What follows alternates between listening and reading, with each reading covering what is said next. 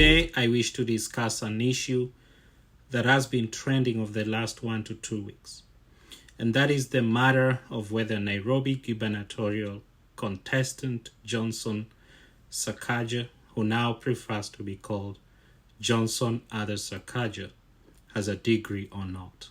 And if he does, is it genuine or fake?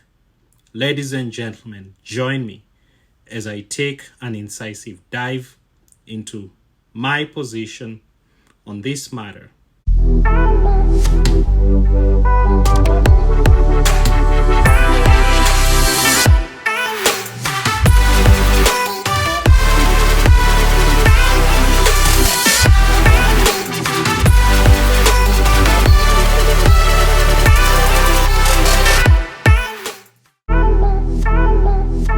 In 2012, I wrote an article in one of Kenya's leading newspapers, The Star, in which I argued that while degrees were important, it should be left to Wajacko or the public to sort that out, and they always do when given the chance.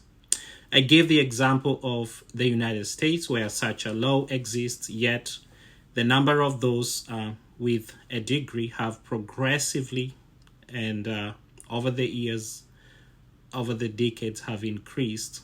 And at the time I wrote that article in 2012, there was only one congressman. There are more than 435, and only one was without a college education. I have always held the opinion that Wajacko has the aspiration to be led by folks with good education. And even when education was scarce, folks like Jomo Kenyatta or Tom Mboya or Jaramogi emerged from among their peers. And so while my position is that degrees aren't a leadership prerequisite, it is currently the law of the land, and that governors and presidents, folks who aspire to be governors and presidents, should have a bachelor's degree. When Sakaja joined parliament in 2013, he was at a tender age, in his late 20s, and it was so exciting. I was personally excited to watch such a young man lead a political party, the TNA, into victory, in which Jubilee won majority seats in both houses of parliament. The talk was rife in town as to how a recent graduate of actuarial science from the University of Nairobi and alumni of Lenana School, or rather Changes, had weaved his way into the higher echelons of parliamentary and state bureaucracy, and that he was billed as the most promising leader of his generation. To endure himself to Nairobians, in later years of being in the Senate, he played up Sonko's weaknesses and contrasted himself as not only a moral alternative, but also a safe pair of hands for Nairobians. He harnessed every possible opportunity to not only showcase his intellect in any discourses that emerged, but also he positioned himself as a champion of the youth.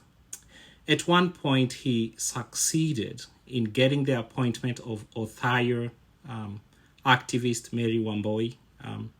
He succeeded in getting that appointment rescinded by the State House due to a lack of college degree. So the very thing he was pushing for is the same thing that he's now, having to deal with. And he says he did this in solidarity with the youth, which is causing some people to now say that his current predicaments are just karma, coming back to bite him for having come down so hard against the otile activist Mary Wamboi. And while Murang'a Senator joined parliament at the same time with Johnson Sakaja, he just had an LLB, and he has, during that time of 9 to 10 years, attained an LLM and a PhD.